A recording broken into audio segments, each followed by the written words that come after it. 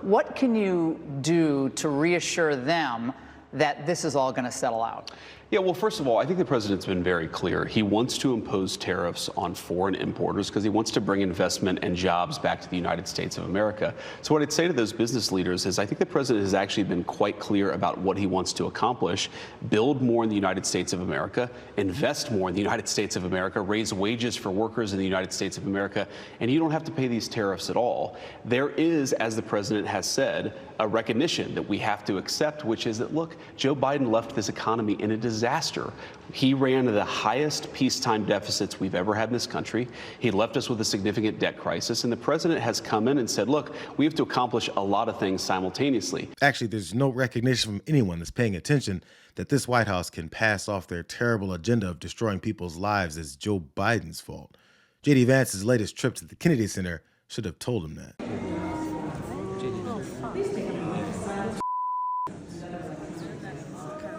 Kill that light!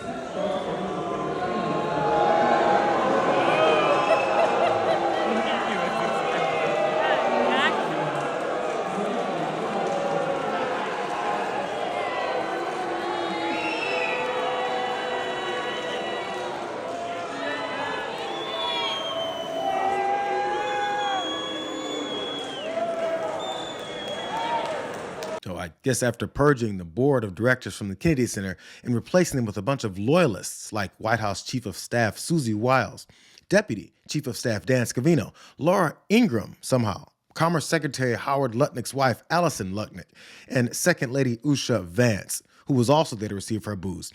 After these ivory tower dwellers were surprised that nobody with them anymore, they had to look around and wonder why. But Vance just keeps reciting the empty talking points on the board members' show, showing just how extremely out of touch he really is. We have to bring down inflation, which I think we're making some good progress on. We have to actually ensure critical government services like Social Security and the military function for the American people. And we also have to force businesses to invest more, not overseas, not in Chinese workers, but in American workers. And I think we're doing all of those things. Rome wasn't built in a day, of course. This is not going to happen overnight. But I think that both businesses and workers are ultimately going to benefit from President Trump's policies. But can you rule out the possibility, as Reagan faced in his first term in office, coming off a terrible economic calamity for the country, can you rule out a recession, even a temporary one? Well, look, I think you never can predict the future, but I think the economy, the fundamentals of the economy are actually quite strong right now. And we'll see how this unfolds, Laura. What the president is doing is changing 40 years of a failed bipartisan consensus in Washington, D.C. that has sold out American workers and destroyed the underlying economic strength of the United States of America. We're going to rebuild it. It's going to take a little time. That's odd, because now that neither one of these guys can continue to declare that we've entered the golden age of America simply because Trump is in the White House, we got to wait it out, give them some time, despite the endless promises of prosperity on day one we kept hearing about. They've seen how quickly and directly this group of bloodsuckers can take action on the things that they actually care about, which so far has been taking away rights, firing people, and lying about it. So Trump is panicking and raging back to his most effective deflection: the 2020 election and Joe Biden. Crooked Joe Biden got us into a real mess with Russia and everything else. But I'm going to get us out. Millions of people are needlessly dead, never to be seen again. And there'll be many more to follow if we don't get the ceasefire and final agreement with Russia completed and signed. There would have been no war if I were president. It just 100% would not have happened. Likewise, there would have been no October 7th with Israel. The pullout from Afghanistan would have been done with strength and pride. It would not have been the most embarrassing day in the history of our country. It could have been a moment of glory. Also, there would not have been any perceptible inflation. Instead, we had record-setting, country-destroying inflation like we have never seen before. Also, we would have had an impenetrable border with very few illegals getting in. Oh, what a difference a rigged and crooked election had on our country. And the people who did this to us should go to jail. God bless America, and make America great again. No one sees the weakness dripping from that post and thinks this is a stable and competent leader. His party full of spineless yes men keep carrying the same message no one wants to hear, and the heat is still coming down on him. Our next question or comment comes from, it's either SB or JB, regarding the future of American democracy. Why are you doing nothing while Trump destroys the U.S. Constitution?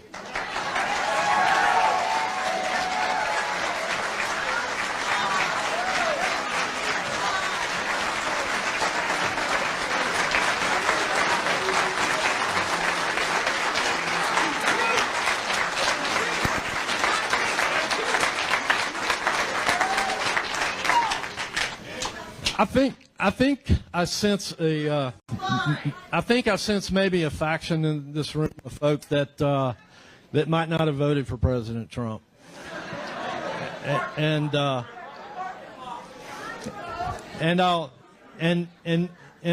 say that I happen to believe very much that President Trump supports our Constitution.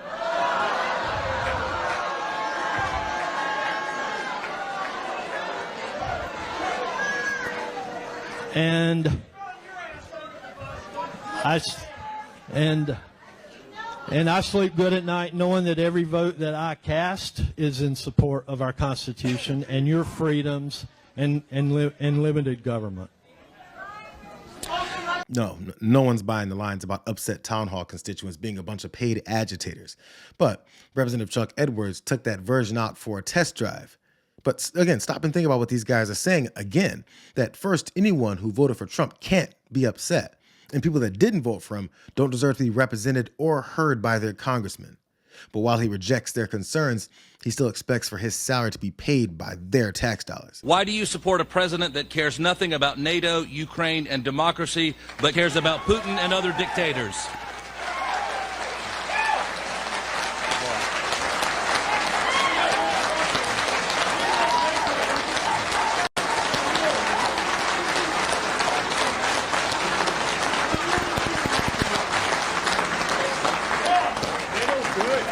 Actually, I believe that the president is very supportive of Ukraine.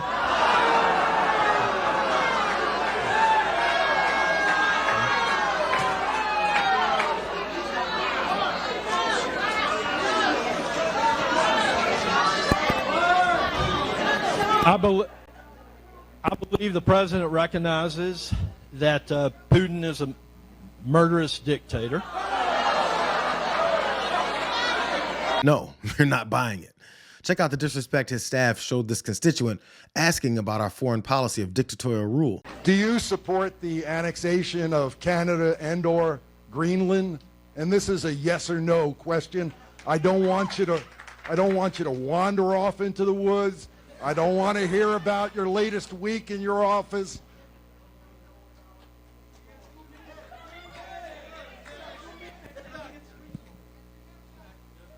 Okay, so I'm trying to get your opinion on this as a yes or no. Do you support Trump on annexing Canada or Greenland?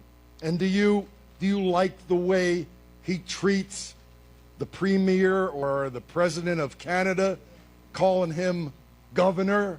Is that the way you do as a diplomat? Is that the way the United States should act to our closest neighbors? You know, is this, and I've still got a little more time. Do you enjoy the way he's tried to extort minerals from the Ukraine? Do you like bullying people that need your help? Do you go for kicking the guy when he's down? Do you support Trump in these things? And this is a yes or no. People are done being lied to, having their real life situations spun in their faces and hiding their natural response to them out of fear of not being respectful enough. So does Congressman Edwards agree with bullying and kicking people when they're down while extorting Ukraine for its minerals? I believe your first question that you wanted, yes or no, is do I support annexing Greenland and Canada? The short answer to that is no, I do not. There was another question in there. I think it was, do I support a deal? I'm going to paraphrase it a little bit. A deal with Ukraine in obtaining minerals and helping the United States taxpayer recoup the $140 billion or so that we sent over there. The answer is yes, I do support that. You're not allowed to cut our job. Yep. Do your job. Yep. Stand up to Trump. Do your job that you were sent there to do. Yep. You represent us all. Thank you. That's nothing to say. Thank you for that feedback. Lying. I'm a veteran. You don't talk about me. To be clear,